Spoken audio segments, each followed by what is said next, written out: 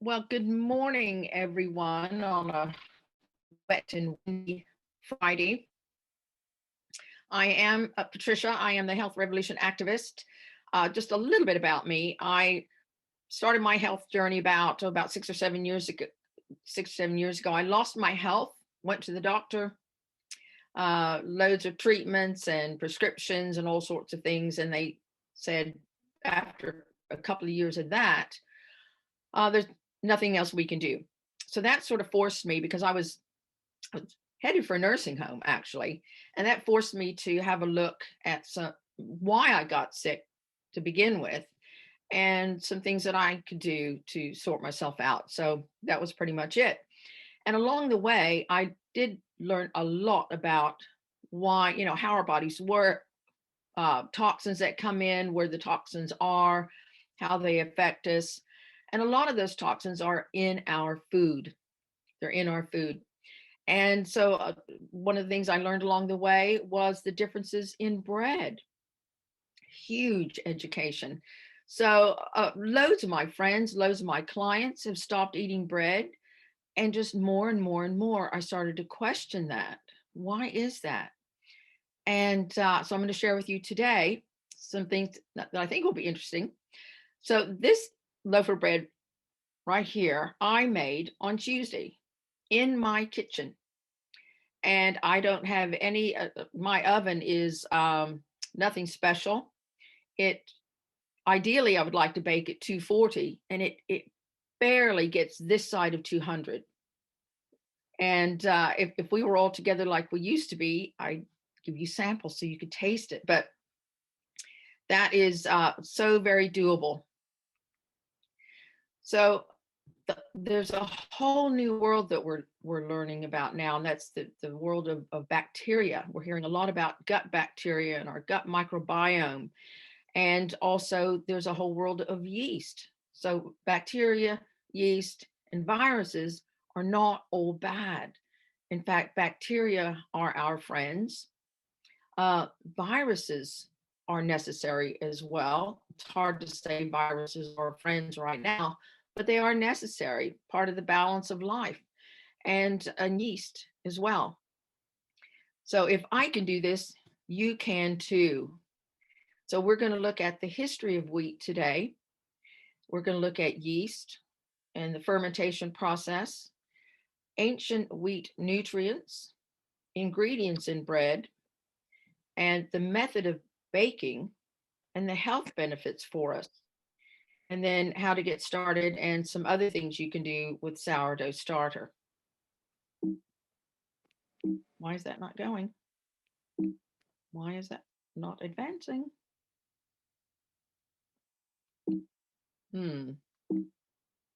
That's not good. Let me,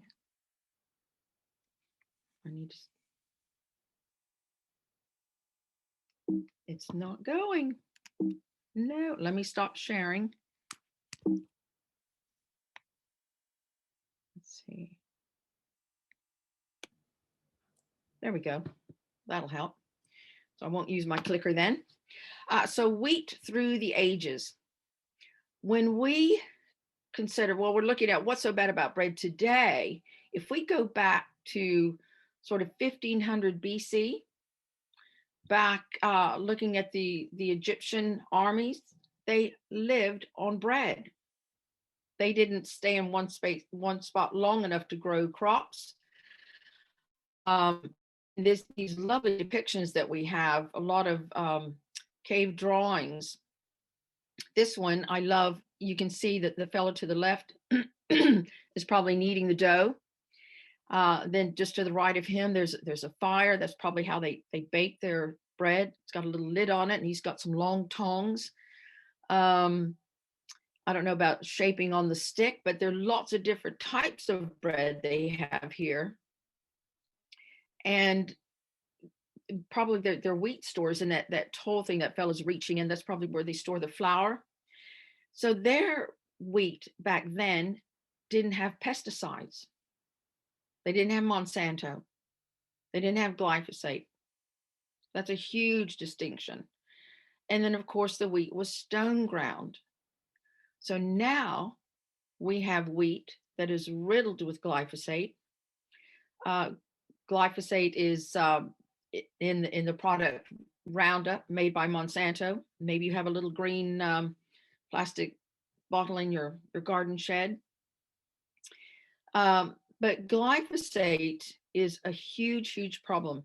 It's sprayed as a weed killer initially, but if wheat gets a second spray, it's sprayed as a desiccant to dry the crops out and get them into production faster.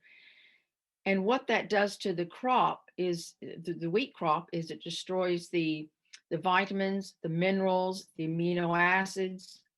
It also destroys the shikimate pathway. Now, Monsanto, there have been many, many court cases proving that, excuse me, that it causes cancer. So a lot of information has come out in those trials, and I have the transcripts of some of them.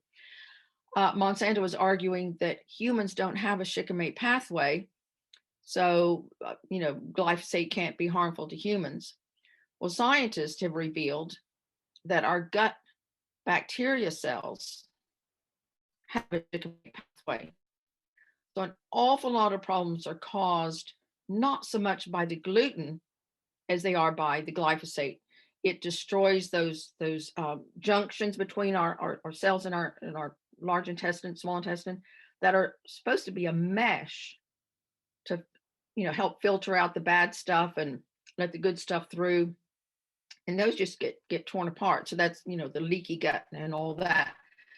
It goes much, much further. So organic is best. Organic is a must when it comes to bread.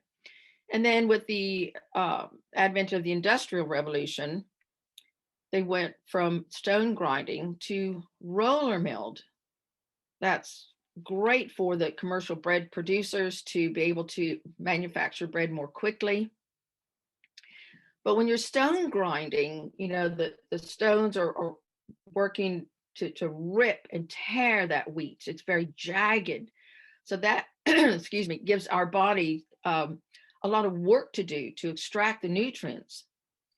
But the roller mill, it just flattens it, and that just digests so quickly. And then it's fractionated, so you're losing, something like 60% of the fiber of the wheat and the nutrients. It destroys it even more, sort of like distilling it, really. And 60% of bread in the UK has glyphosate or other pesticides. So it's really worth looking at the ingredients on the label. So bread through the ages. Well, back then, as I mentioned, no pesticides. It's stone ground. But there's a natural yeast fermentation. They didn't have commercial yeast back then.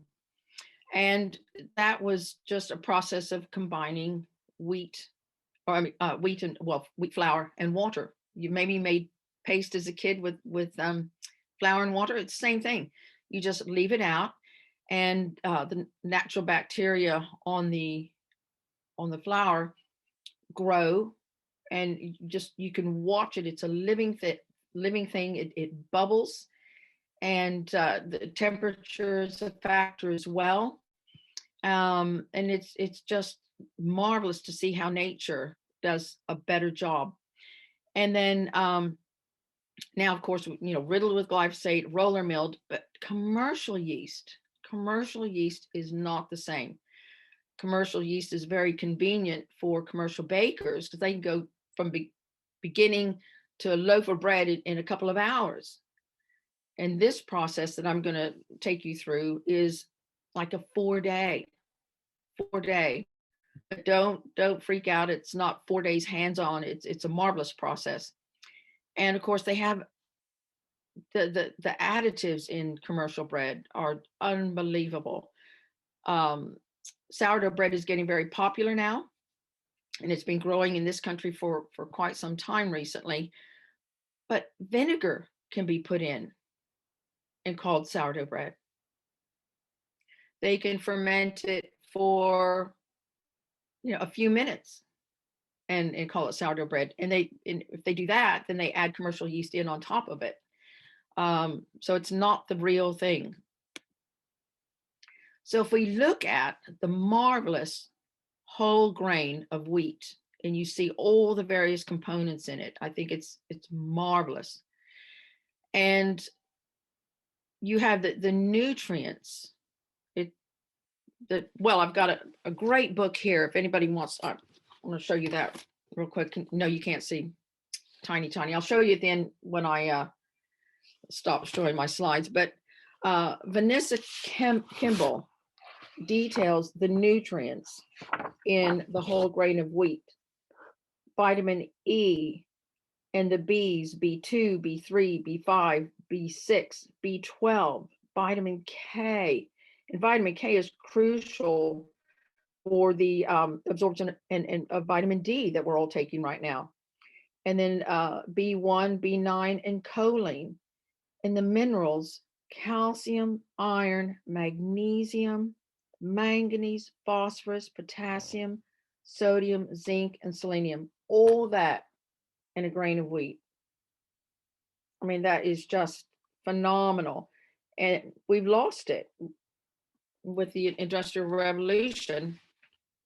But you can see that the bran, we've all heard of bran. We take bran to increase our fiber. But the germ is fascinating because that in commercial bread is taken out to extend the life of the bread and the life of the flour because it contains natural omega oils.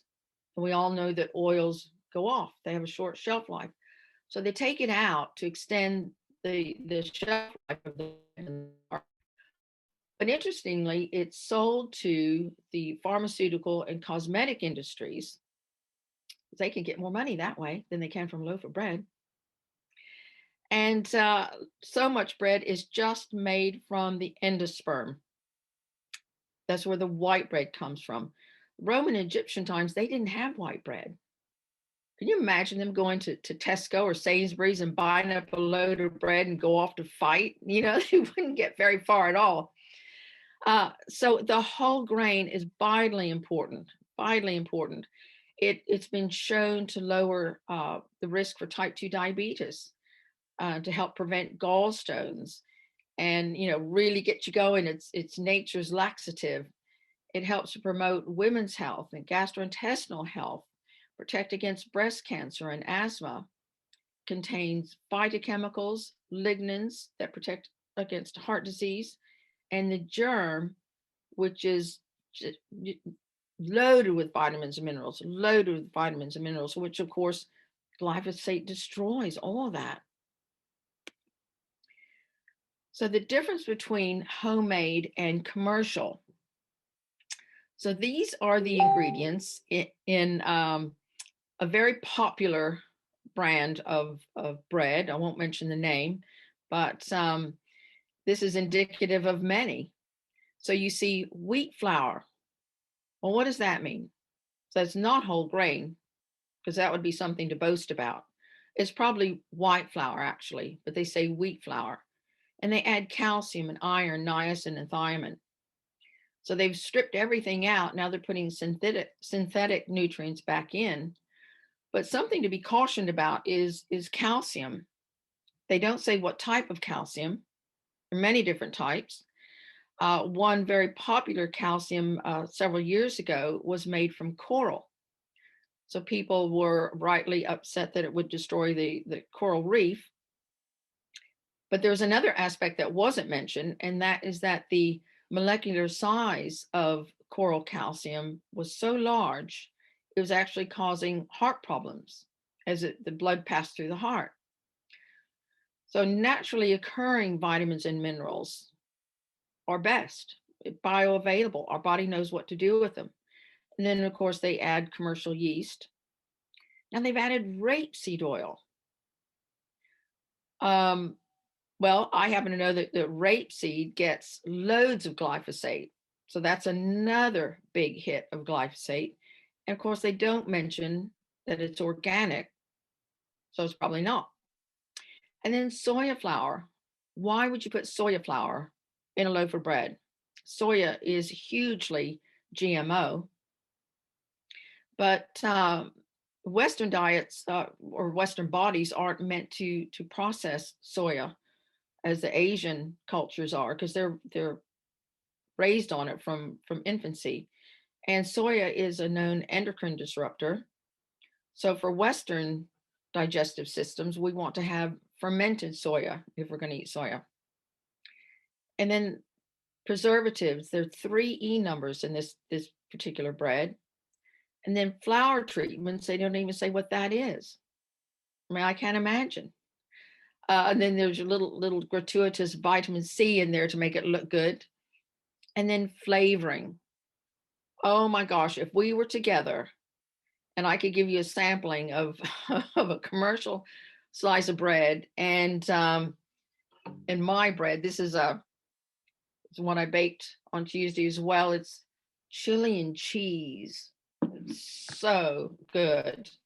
Um, but this bread digests in about half an hour because it's roller milled and it's got no nutrients. Your body just doesn't do anything with it. So it's gone.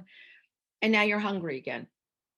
Or you're going to be hungry in half an hour. So you put stuff on the bread or you put stuff between two slices of bread to fill you up. And that's sort of another danger, another contributing factor to the problems. But homemade organic sourdough bread is flour, water, and salt.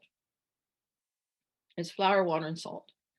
Now I add seeds and nuts and sun-dried tomatoes maybe, and all sorts of things. But the basic bread is well, I had a slice of bread here to show you. But anyway, is flour, water, and salt. And it takes a good couple of hours for your body to digest it. And another thing is that it provides, in providing those nutrients, it provides energy. So you're doing things, you're active, and that in itself promotes a lot of good health. So, and then I talked about the advantages of organic over non-organic, and that really is a huge factor. And organic is more expensive. Not everything's available organically, but if we prioritize what we buy and focus on any wheat product being organic is going to make a huge difference. And then of course the more we buy organic, the more the price will come down. And there's some important factors here. I can't get my got these little boxes of us on the right, so I can't see all of it. But it's things have changed in the last 150 years, certainly since the 1870s, when the Industrial Revolution changed the commercialization of bread. But we're advised now not to feed the ducks bread in the winter because they're dying of malnutrition, because they're being fed commercial bread. And then of course it swells up in their little tummies, so they're not hungry for anything else, and there are no nutrients in it, so they're dying.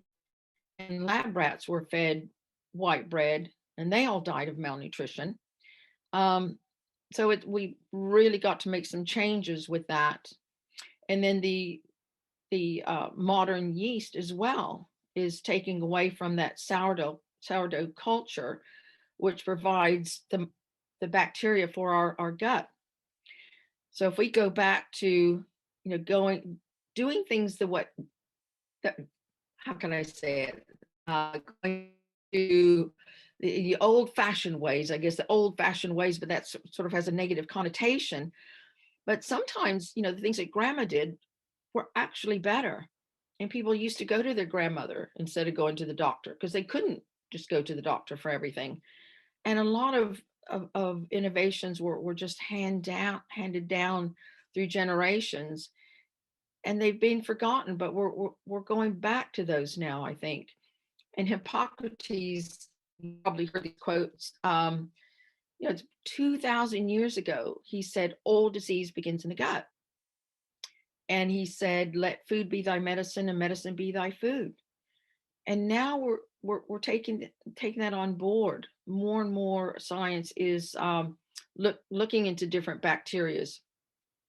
So our eyes have bacterias, our nose, our mouth, our throat, our ears, our whole bodies are covered with bacteria, essential bacteria. In fact, 80% of our immune system is in our gut. That's huge to know. 70, 80% of our neurotransmitters are in our gut, not our brain. And there's a huge communication pathway between our gut and our brain. And bacteria are essential for that communication and essential for our immune system. Getting started, well, you get started with some starter.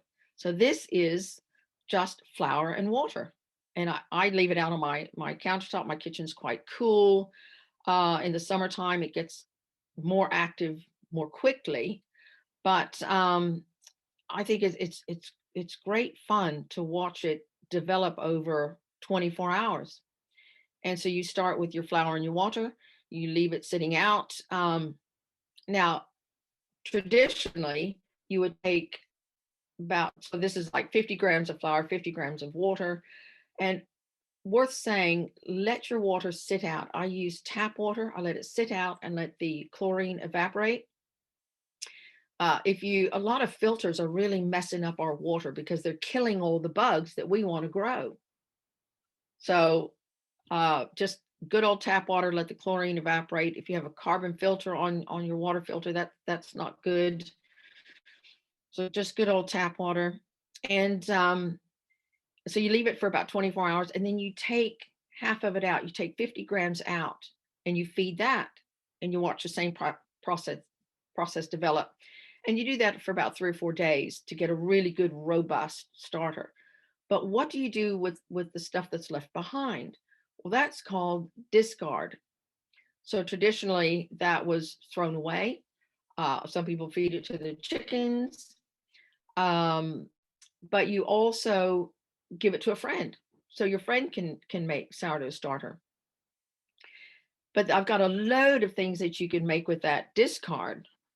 Here's I don't know if you can see that. Maybe I can show you when I stop showing the slides. A crumpet, sourdough discard crumpets, and crackers, sourdough crackers. You can eat all you want. You don't have to tell your kids not to eat them. Eat these instead of crisp. They're lovely, lovely. So that's the sort of the crux of it all. And you want to use organic flour to get a good ferment, because again, the toxins of glyphosate are going to interrupt that fermentation process somewhat. Are we gonna, oh, come on. There we go. So starting with organic flour, not sprayed with pesticides. Now the flour that I use is also sprouted. Sprouting the flour ever so slightly modifies the starch, modifies it significantly. So you don't get the insulin spikes. You don't even have to be diabetic to get insulin spikes or sugar spikes, but the insulin spikes for diabetics is quite serious. So diabetics can eat this bread. The sprouting converts the starch to a complex sugar instead of a simple sugar. And then, of course, you're sprouting the whole grain. And the whole grain, as we saw, has so many nutrients in it. And then the way that it's stone ground is better processed by our bodies and keeps those vital nutrients intact. And then the fermentation process, this is really where the magic starts to happen. When you've got everything else in place, then the fermentation process, this is the secret for this bread. So what I do is a 4-day fermentation. So you make your starter, you get it nice and robust, you do a little test with it to see if it's ready to go, and then you mix it with your flour and your water and your salt to make your dough. And then you bung it in the fridge. You put it in a bowl with a lid, you bung it in the fridge. You don't do anything for 4 days. And you watch it increase in that bowl, go up and up and up as the bacteria and the yeast are working away. And they're modifying that gluten. They're modifying the gluten so much that celiacs, gluten intolerant, even Crohn's disease. I had Crohn's disease. It doesn't matter. They can eat it all day long, all day long. And I've got a friend who we go out to eat, and if he has the tiniest little bite of anything with wheat in it, he has to excuse himself. I mean, right then and there. And so I gave him some of this bread as sort of a test, and he was fine with it. And then gave him a loaf of it. He was fine with it. Now he's making it himself. It's just wonderful to see. And it's a low carb. So people I've got friends that are doing keto. Oh, no carbs, can't eat any carbs, no carbs. You can have this bread. It's very low carb. And if you're not eating bread, you're missing out on a whole food group. I've known people that it caused more problems having all the gluten-free alternatives. So this is very well tolerated. And again, here the instructions broken down very, very simply. Make the starter, feed the starter 3 to 5 times, mix the dough, leave 2 to 4 days in the fridge.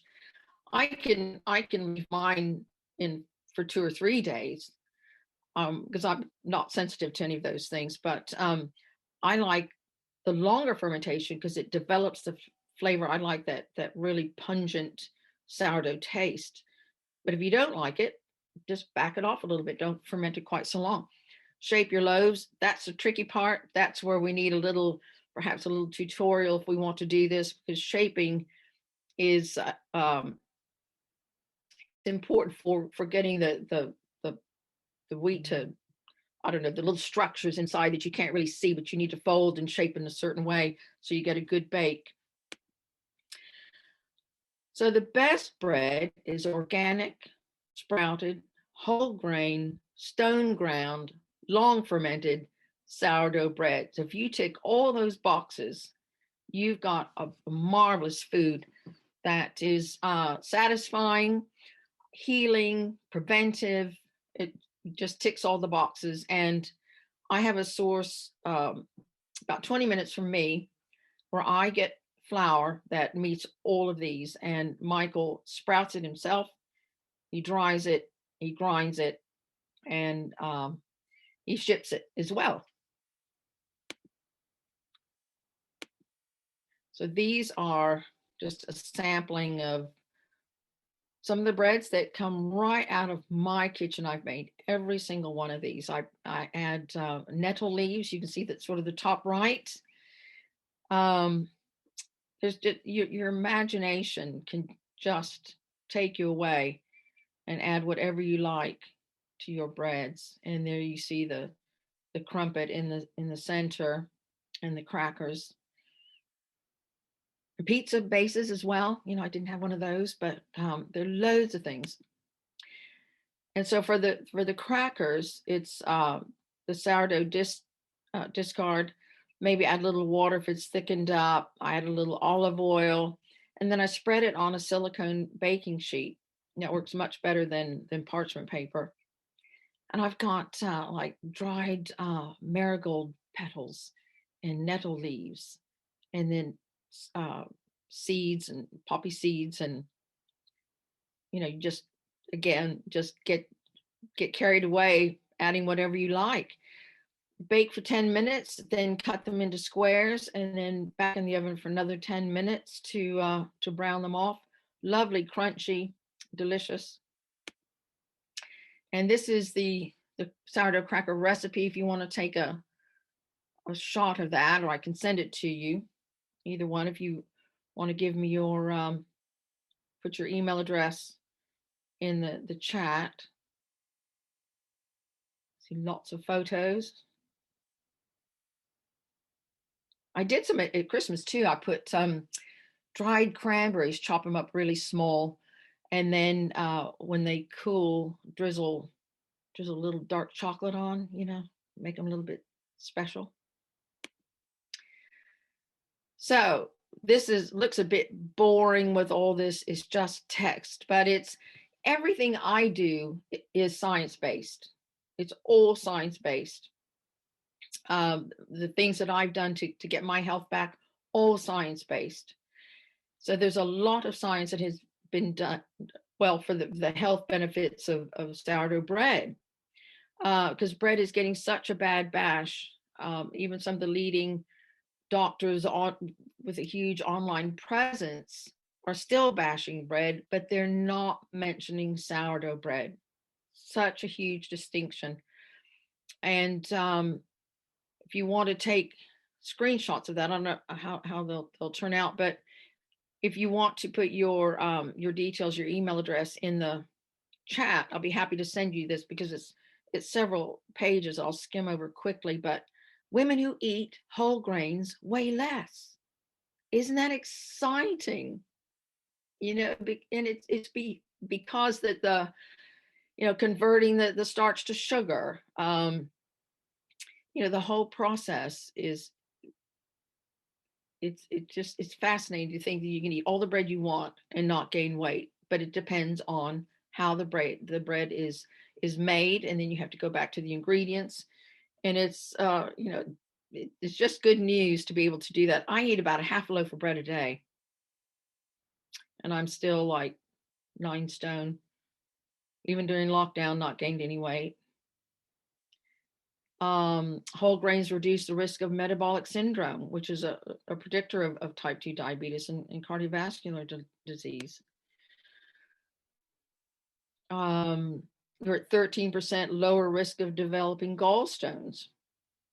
And then, of course, the whole wheat is a marvelous bulk laxative. See lots of more pictures. And the fact that only wheat bran, not corn or oat bran, is beneficial in preventing cancer and changes in the colon. I had IBS. I was diagnosed with IBS at 15. I've been at high risk for colon cancer until about 10 years ago. So colon cancer is huge, and it's a growing problem. But this proves that, or provides additional clues that wheat bran contains something special that makes it a true cancer fighter.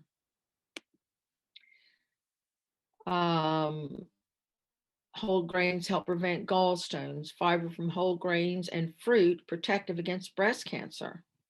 Cereal and fruit fiber protective against premenopausal breast cancer, or postmenopausal, I mean.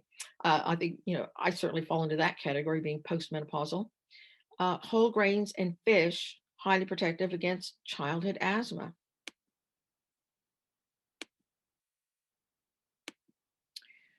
And then the phytochemicals with health promoting activity equal to or even higher than that of vegetables and fruit. So I hate that people are missing out on this whole food group by not eating bread. And then lignans we saw in the whole grain. Lignans protect against heart disease and the significant cardiovascular benefits for postmenopausal women. And the germ, that germ in the wheat germ is just the rich embryo in the wheat kernel. That's just life-giving embryo for the wheat, and it's life-giving for us as well. And then I love this on sourdough bread is a better source of minerals and potentially better tolerated by persons with wheat issues. And that's certainly been proven scientifically, but it's also been proven in my friends and my clients. I've just seen it so much. So there we are. How are we doing for time? We've got loads left for questions. And again, gosh, it's a lot of information, perhaps some new information. You wake up tomorrow, think, oh, got loads of questions I wished I'd asked. Well, you can email me. You can post a comment on Lisa's post or text me, and we can have a chat if you'd like.